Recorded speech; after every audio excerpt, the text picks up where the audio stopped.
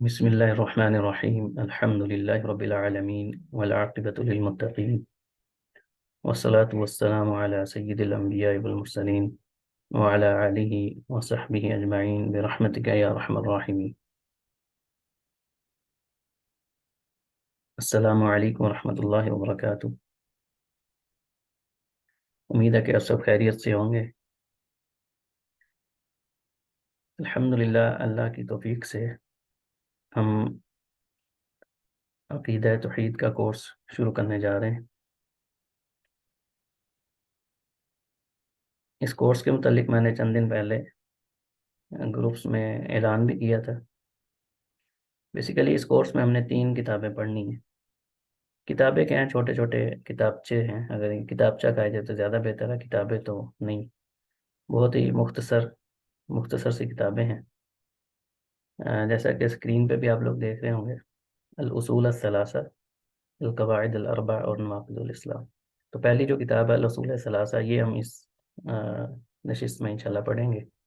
اور انشاءاللہ ہمارا یہ جو کورس ہے اصول ثلاثہ کا، اس کی ہو سکتا ہے کہ میکسیمم 6 لیکچرز ہوں یا 8 ہوں. بہرحال کوشش کریں گے کہ جلدی ختم ہو جائے. بہرحال ایک نشست میں ہم انشاءاللہ آدھا گھنٹہ میکسیمم ہوا کرے گی.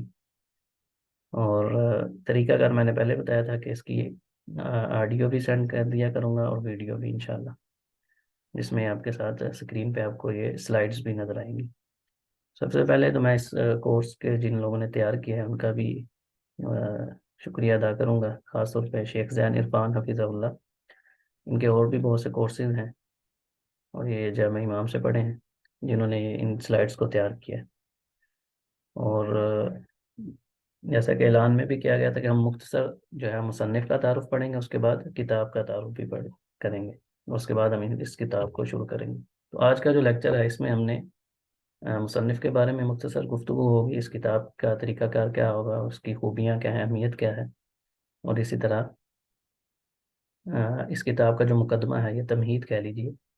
وہ پڑھیں گے باذن اللہ. تو اسکرین پہ بھی جیسا آپ دیکھ رہے ہیں کہ عقیدے کی 3 اہم کتابیں یہ ہم نے پڑھنی ہے. تو الاصول الثلاثہ، اصول الثلاثہ جو ہے، پہلے اس کا ہم یہ نام جو ہے بار بار آپ سن رہے ہیں تو آپ کو پتہ بھی ہونا چاہیے کیا ہے. باقی ڈیٹیل تو انشاءاللہ ہم آگے جا کے پڑھیں گے. اصول الثلاثہ بیسیکلی اللہ کی معرفت، نبی کریم صلی اللہ علیہ وسلم کی معرفت اور دین اسلام کی معرفت. تو یہ ظاہری بات ہے کہ 3 ایسے اصول ہیں دین اسلام کے اندر جن کے بارے میں ہر مسلمان کو جاننا ضروری ہے. اس کے بغیر گزارا ہی نہیں ہے. یہ وہ علم نہیں ہے کہ جس کے بغیر انسان جو ہے وہ زندگی گزار لے، مسلمان بھی ہو اور اس کو ان چیزوں کا پتہ نہ ہو، ایسا ممکن ہی نہیں.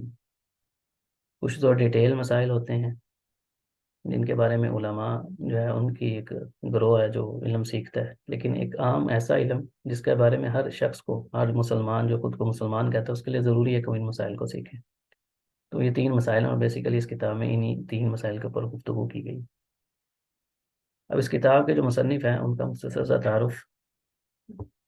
جیسا کہ آپ کو اسکرین پہ بھی نظر آ رہا ہے. یہ کتاب امام شیخ الاسلام محمد بن عبد الوہاب بن سلیمان التمیمی رحمہ اللہ کی تصنیف کرتا ہے. اور آپ رحمہ اللہ جو ہے وہ 1115 ہجری میں پیدا ہوئے اور 1206 ہجری میں فوت ہوئے. اب جس وقت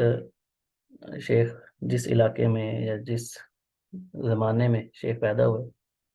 اس دور میں عرب کے ہاں ہر طرف شرک و بدعت پھیلی ہوئی تھی.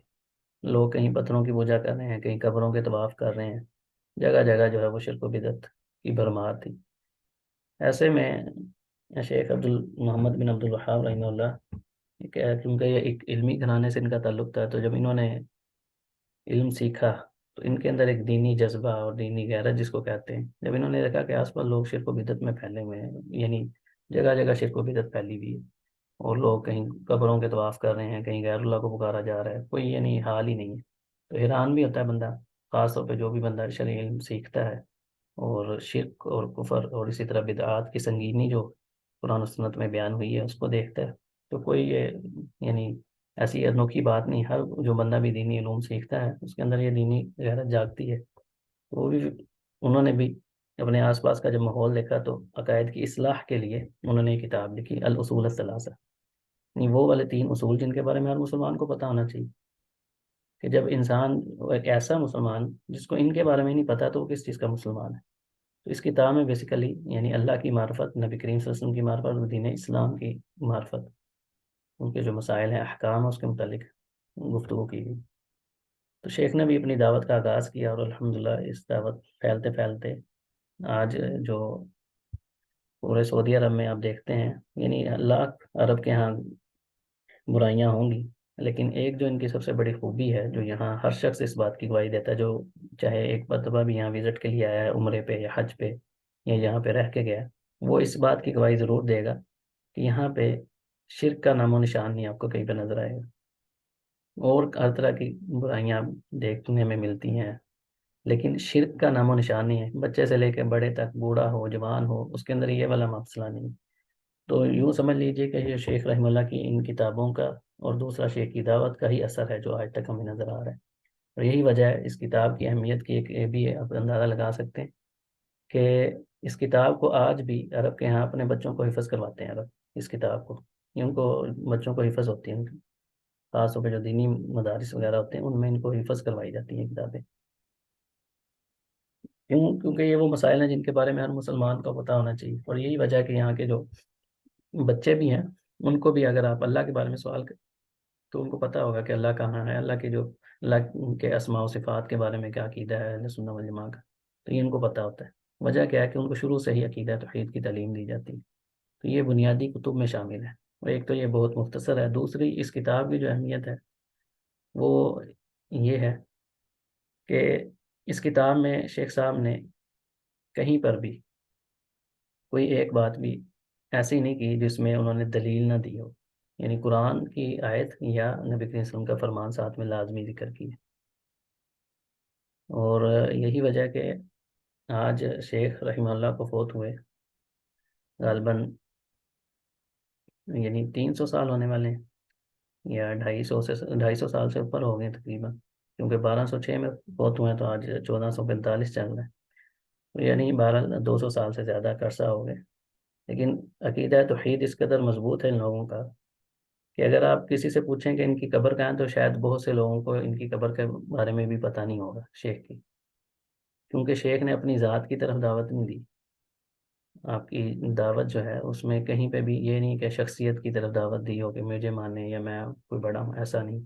نہ کسی جماعت کی طرف انہوں نے دعوت دی کہ فلاں جماعت کے ساتھ جڑ جائیں یہ ہو جائے گا، نہیں، بلکہ ان کی دعوت میں خالص قرآن و سنت ہی بیان ہوا ہے، اور جس کی جو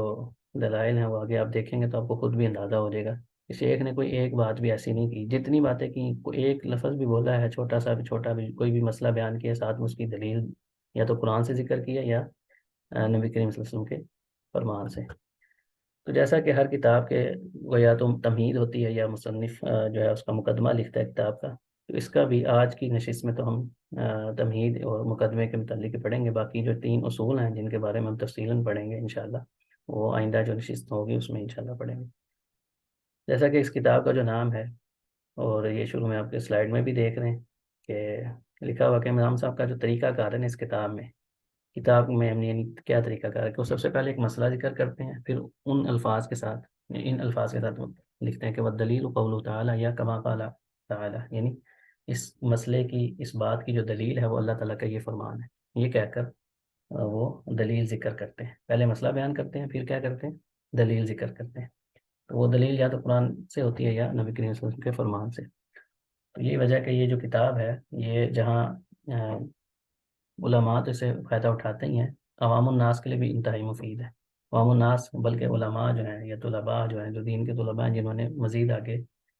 پڑھنا ہوتا ہے ان کے لیے بھی ایک بنیادی کتاب کی حیثیت رکھتی ہے یہ، خاص طور پہ عقیدہ توحید کے حوالے سے۔ تو کتاب کے شروع میں جو اس کتاب کا مقدمہ ہے یا اس کو تمہید کہہ لیجیے، تو شیخ صاحب نے جو آغاز کیا کتاب کا وہ کیا ہے بسم اللہ الرحمن الرحیم۔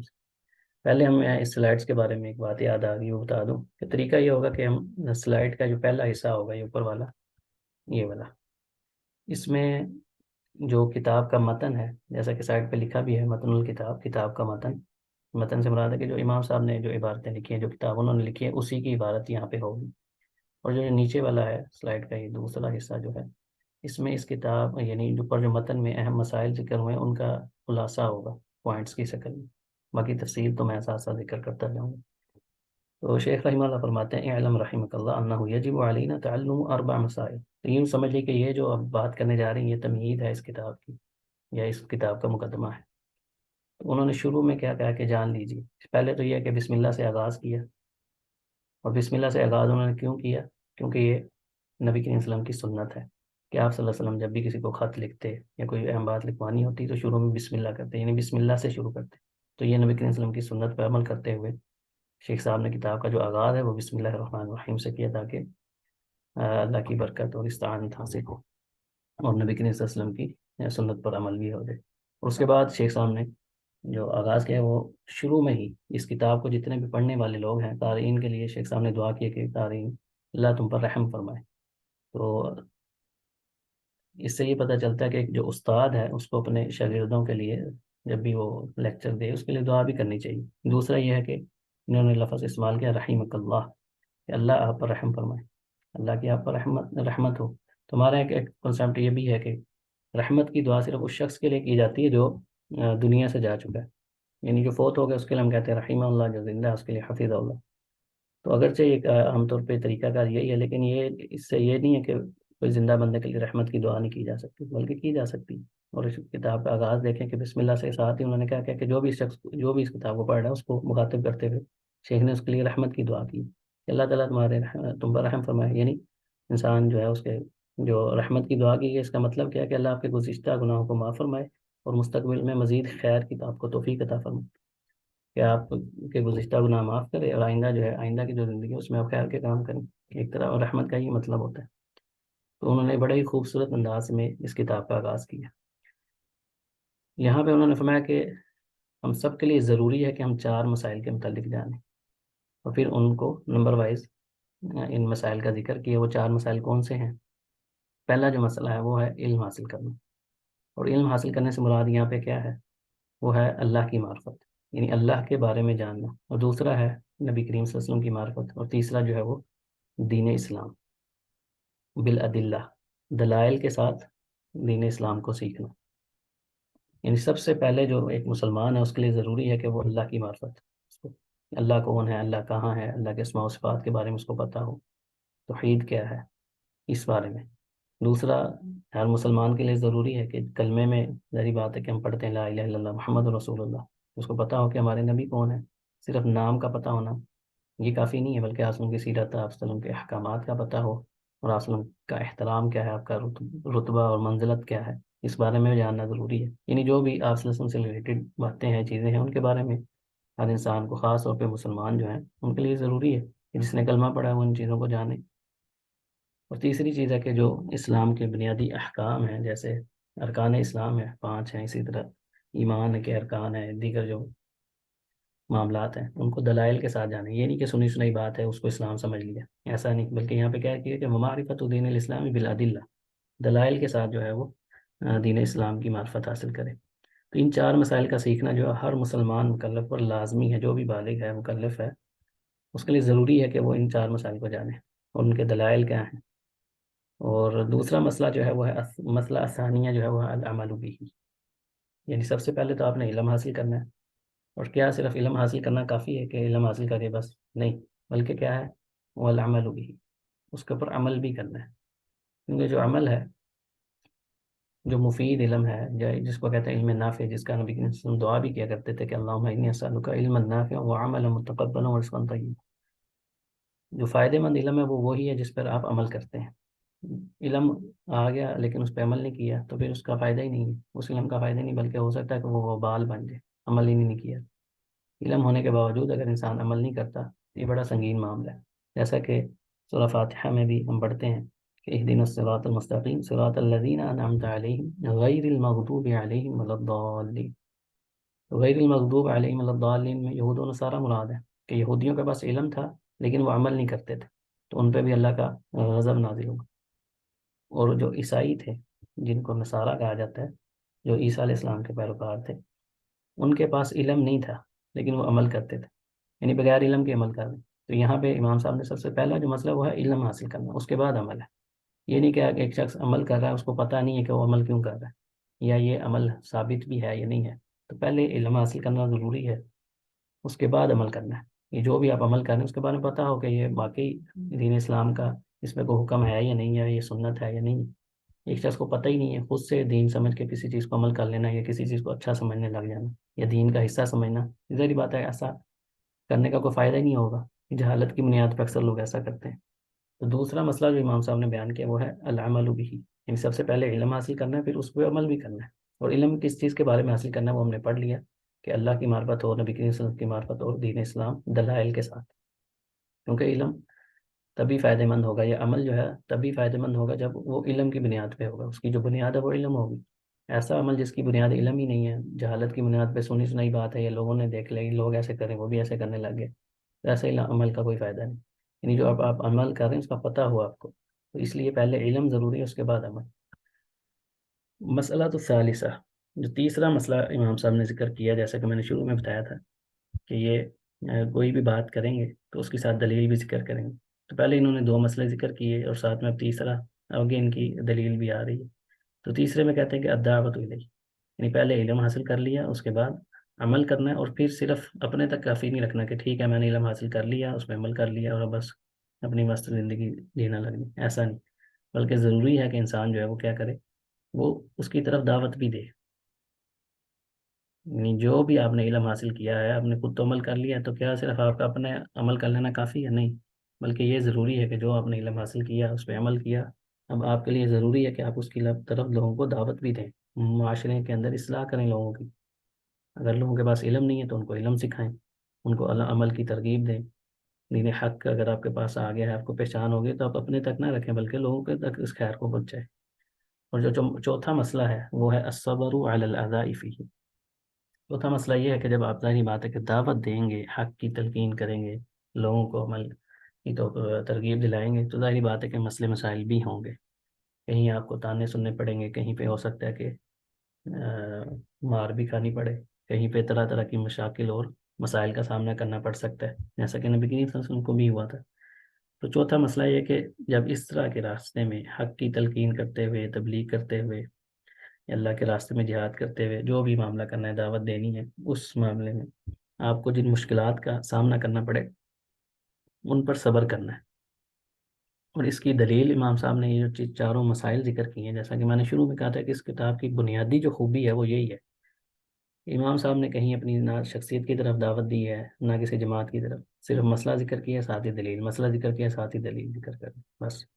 یا آپ کو اس پوری کتاب میں قرآن ملے گا یا حدیث ملے گی، بس اس کے علاوہ آپ کو کوئی تیسری چیز نہیں ملے گی، دلائل ہی ملیں گے ہر مسئلے کے. تو پہلے چار مسئلے ذکر کیے، اب ان کی دلائل ذکر کرنے لگے. اور دلیل کے طور پہ امام صاحب نے ذکر کیا، جیسا کہ اسکرین پہ آپ کو نظر بھی آ رہا ہے، سورۃ العصر کہ اللہ سبحانہ تعالیٰ نے فرمایا اعوذ باللہ من الشیطان الرجیم والعصر ان الانسان لفی خسر، زمانے کی قسم اور بے شک انسان، یعنی تمام کے تمام انسان کے سامنے خسارے میں،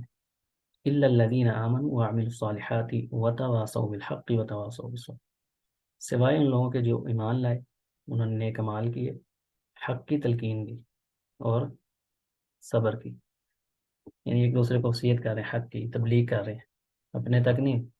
تو یہ چار آپ یوں سمجھ لیجیے کہ یہ ارکان النجات ہیں، انسان کی جو نجات ہے نا اس کے چار بنیادی جز ہیں. کہ یہ چار عمل جس شخص کے اندر، جس انسان کے اندر یہ چار عمل جس نے کیے ہیں وہی خسارے سے بچے گا. سارے کے سارے خسارے میں، یعنی پہلے یہ بتا دیا کہ تمام انسان خسارے میں سوائے ان چار یہ کام کرنے والا. وہ کون سے چار کام ہیں؟ سب سے پہلے تو ایمان ہے. تو یہاں پہ اللہ سبحانہ تعالیٰ نے یہ ذکر کر دیا کہ ایمان جو ہے نا وہ بنیادی ہے. چاہے کسی شخص کے جتنے بھی اچھے اعمال ہوں، کوئی جتنا مرضی نیک اعمال، دنیا اس کو بہت اچھا سمجھ رہی ہے، لیکن اگر وہ اللہ پہ یا اللہ کے رسول پہ ایمان ہی رکھتا، کافر ہے، غیر مسلم ہے، تو اس کے اعمال اس کو کوئی فائدہ نہیں دیں گے آخرت میں. سب سے پہلی جو چیز ہے وہ ہے کہ ایمان لے کر ہے. اور ایمان کے ذریعے بات ہے کہ ہم تفصیل پڑھیں گے. ایمان کے ارکان ہیں 6 ارکان. اسی طرح یہ کہ ایمان لے کر ہے، اس کے بعد پھر اس کے اوپر عمل بھی کرے. صرف ایمان لانا کافی نہیں ہے بلکہ ساتھ میں عمل کرنا بھی کافی ہے، یعنی ضروری ہے. وعامل الصالحات، نیک امال کرنا، یعنی جنہوں نے نیک امال کی. وتواصوا بالحق وتواصوا بالصبر. یہاں ایک بڑا اہم نقطہ یہ ہے کہ عامل الصالحات، نیک امال میں حق کی تلقین کرنا، تبلیغ کرنا اور اسی طرح صبر کرنا یہ شامل ہے، لیکن اس کے باوجود اللہ سبحانہ تعالیٰ نے الگ سے ذکر کیا ہے۔ کیوں؟ کیونکہ اس کی اہمیت بہت زیادہ ہے۔ اس سے پتہ چلتا ہے کہ حق کی تلقین کرنا، دعوت دینا اور پھر اس پہ صبر کرنا، ظاہری بات ہے جب بھی آپ حق بات کریں گے ایسا نہیں ہوگا کہ لوگ جو ہے وہ آپ کی بات سن کے فوراً سے اس کو مان لیں گے۔ کچھ لوگ ہوں گے مانیں گے، کچھ آپ جو ہے وہ خاموش ہو جائیں گے، کچھ جو ہے وہ آپ کی مخالفت کریں گے۔ تو جو بھی آپ کی مخالفت کرے گا، اس میں جو بھی مسائل ہوں گے اس پہ صبر کرنا، یہ یعنی لازم ملزوم ہے کہ جب بھی کوئی شخص جو ہے وہ حق کی بات کرتا ہے، حق کی تلقین کرتا ہے، تو ایسا پاسبل نہیں ہے کہ حق کی دعوت دینے والا کوئی شخص ہو اور اس کو مسائل کا سامنا نہ ہو۔ اس لیے جو بندہ بھی یہ کام کرے گا، ایمان لائے، نیک اعمال کرے اور حق کی تلقین کرے اور صبر کرے، پھر یہ ضروری ہے۔ تو یہ پہلے سے انسان کو تیاری کروائی جا رہی ہے، یا یوں سمجھ لیں کہ جو ارکان النجات ہے، نجات کا جو راستہ ہے نا، اس کے لیے 4 کام ضروری ہیں۔ تو جس کے اندر یہ 4 چیزیں پوری ہوں گی وہ انشاءاللہ کامیاب رہے گا، کیونکہ اللہ سبحانہ تعالیٰ نے فرمایا کہ تمام انسان خسارے میں سوائے ان لوگوں کے جنہوں نے جو ایمان لے کر ہے۔ تو پہلا مسئلہ جو شیخ صاحب نے ذکر کیا کہ العلم وہ ہے ایمان۔ ایمان کیسے آئے گا؟ علم ہوگا تو ایمان آئے گا نا انسان۔ دوسرا ہے کہ والعمل به، تو عامل الصالحات سے دوسرا مسئلہ کی دلیل ہے۔ وتواصوا بالحق، یہ دعوت کی ہوگی کہ الدعوت الیہ، کہ دعوت دینی ہے۔ وتواصوا بالصبر، اور الصبر علی الاذى، یعنی جو مصیبت اور پریشانیاں آئیں گی اس راہ میں اس پہ صبر کرنا۔ تو یہ 4 دلائل مسائل ذکر کرنے کے بعد ان کی دلیل سورۃ العصر سے دی، اور ساتھ ہی امام شافعی رحمہ اللہ کا ایک مشہور قول جو اس سورۃ عصر کے بارے میں ہے کہ شیخ صاحب امام صاحب نے فرمایا تھا کہ لو ما انزل اللہ حجۃ علی خلقہ الا هذه السورہ لکفتهم، کہ اللہ سبحانہ تعالیٰ اگر اپنی مخلوق پر حجت قائم کرنے کے لیے صرف اس ایک صورت کو ہی نازل فرما دیتے تو یہی کافی ہوتی، یعنی انسانوں کی ہدایت کے لیے یہ ایک صورت ہی کافی ہے۔ اس میں چونکہ سارے جو انسان کی نجات کے مسائل ہیں کہ کون سا جو شخص ہے، کیسے انسان جو ہے وہ آخرت میں فلاح پا سکتا ہے، کیسے کامیاب ہو سکتا ہے، کہ ایمان لے کر آئے، نیک اعمال کرے، دعوت دے اور صبر کرے، اسی پہ پورا دین کھڑا ہے۔ تو امام شافعی رحمہ اللہ کا یہ قول جو سورۃ العصر کے بارے میں بڑا ہی جامع اور مختصر قول ہے۔ اسی طرح امام بخاری رحمہ اللہ نے صحیح بخاری میں باب جو ہے وہ باندھا ہے کہ العلم قبل القول والعمل، علم جو ہے وہ قول اور عمل سے پہلے، اور ساتھ انہوں نے دلیل ذکر کی کہ فاعلم انہ لا الہ الا اللہ واستغفر لذنبک، سورہ محمد کی آیت نمبر 19 ہے۔ فاعلم، جان لیجئے، انہ لا الہ الا اللہ، کہ بے شک کوئی معبود نہیں سوائے اللہ سبحانہ تعالیٰ کے، واستغفر لذنبک، اور اپنے گناہوں کی بخشش طلب کیجیے۔ تو یہاں پہ امام بخاری رحمہ اللہ نے اس کو دلیل بنایا ہے کہ العلم قبل القول والعمل۔ دلیل کیا ہے؟ اعلم، اللہ تعالیٰ کا یہ حکم ہے، فاعلم یعنی فا تو الگ ہے، اصل میں فعل امر ہے، اعلم، جان لیجیے، علم حاصل کریں۔ تو یہاں اس سے انہوں نے دلیل پکڑی ہے کہ پہلے علم کا ذکر کیا، اس کے بعد کیا ہے؟ قول ہے لا الہ الا اللہ، اور پھر عمل ہے کیا ہے؟ واستغفر لذنبک، کہ انسان کو یہ کیونکہ عمل کے ساتھ اس کا تعلق ہے، تو امام بخاری رحمہ اللہ نے اس کا ذکر کیا۔ تو یہ 4 جو ہیں مسائل ذکر کیے، اور اس کے بعد ان کے دلائل، اور دلائل میں امام شافعی رحمہ اللہ کا قول بھی ساتھ میں ذکر کر دیا کیونکہ یہ صورت کی اہمیت پہ دلالت کرتا ہے۔ اسی طرح امام بخاری رحمہ اللہ نے جو صحیح بخاری میں باب باندھا ہے اور سورہ محمد کی آیت سے استدلال کیا، اس کا بھی ذکر کیا کہ جب بھی انسان جو ہے وہ یہ کام کرے گا تو ظاہری بات ہے اس کو ان مسائل کا سامنا کرنا پڑے گا۔ اور صبر کی جو بنیادی ہیں وہ 3 قسمیں ہیں۔ ایک صبر ہوتا ہے جو ہم سب کو پتہ ہے کہ جب بھی کوئی بندہ تبلیغ کرتا ہے، حق بات کہتا ہے، تو اس کو طرح طرح کے مسائل کا سامنا کرنا پڑتا ہے۔ اس راہ میں جو رکاوٹیں ہیں، پریشانیاں ہیں، تکالیف ہیں، ان پر صبر کرنا، یہ پہلی قسم۔ دوسری قسم یہ ہے کہ نیکیوں پر صبر کرنا، کیونکہ جب کوئی بندہ نیک عمل کرتا ہے یا نیکی کرنا، یہ بھی کوئی آسان کام نہیں ہوتا۔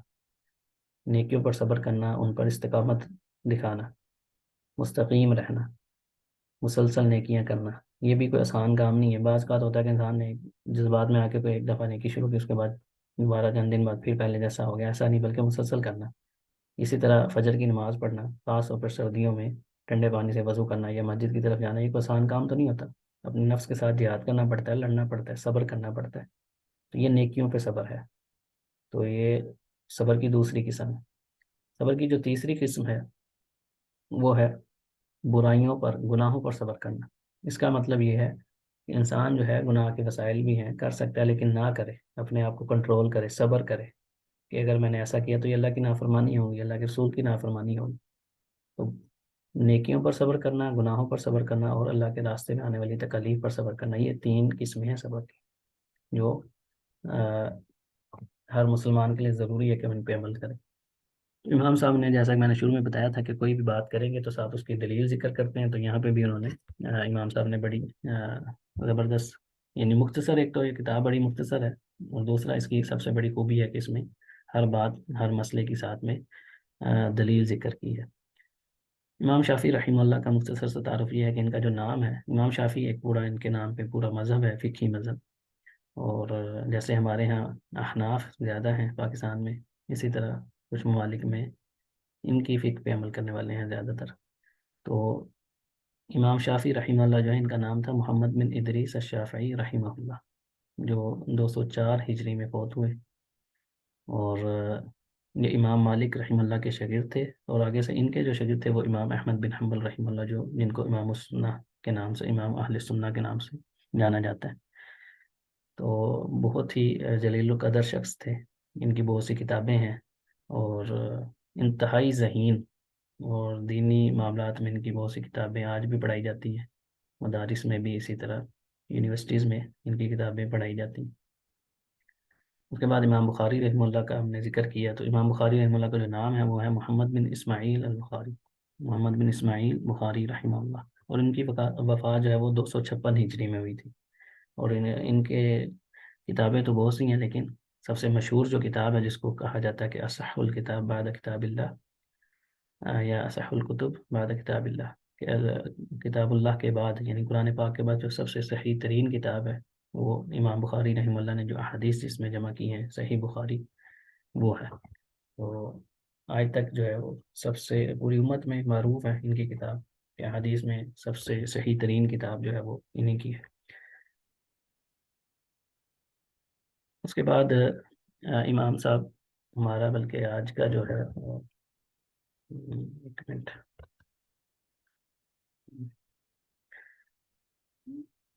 جی آج ہم اسی پہ اکتفا کرتے ہیں، کیونکہ ہمارا تقریباً آدھا گھنٹہ کمپلیٹ ہونے والا ہے، 27-28 منٹ ہو گئے ہیں۔ تو آج ہم نے امام صاحب کا تعارف اور اس کتاب کا مختصر تعارف، اس کی خوبیاں اور اہمیت کے متعلق مختصر ہی پڑھا ہے، اور جو 4 مسائل امام صاحب نے ذکر کیے، کہ سب سے پہلے علم، اللہ کی معرفت، نبی کریم صلی اللہ علیہ وسلم کی معرفت، دین اسلام کی، اور اسی طرح اس پہ عمل کرنا، اور اس کی دعوت دینا، اور صبر کرنا، اور صبر کی 3 اقسام پڑھی، کہ اللہ کی راہ میں آنے والی پریشانیوں، دکھوں اور تکالیف پر صبر کرنا، نیکیوں پر صبر کرنا، اور گناہوں پر صبر کرنا، اور امام شافعی رحمہ اللہ اور امام بخاری رحمہ اللہ کا مختصر سا تعارف، اور ان کے اہم اقوال ہم نے پڑھے۔ اللہ سے دعا ہے کہ اللہ تعالیٰ مجھے اور آپ سب کو عمل کی توفیق عطا فرمائے، جو کچھ بھی سنا ہے اس پر مجھے بھی اور آپ سب کو بھی عمل کرنے کی، اور کما حق ہو دوسروں تک پہنچانے کی بھی توفیق عطا فرمائے۔ تو آپ لوگ بھی جو ہے وہ اخلاص کے ساتھ اس علم کو سیکھیں، اور اس نیت سے سیکھیں کہ ہم نے خود بھی اس پہ عمل کرنا ہے اور آگے بھی پہنچانا ہے۔ اور یہ جو کورس آپ کریں گے، اس کے انشاءاللہ سلائڈز جو ہیں وہ میں آپ کو بعد میں گروپس میں شیئر بھی کر دوں گا، تاکہ آپ لوگ بھی اگر کہیں پہ کروانا چاہیں تو آپ بھی کروا لیں، لیکن پہلے اچھی طرح سے یہ کہ خود کریں،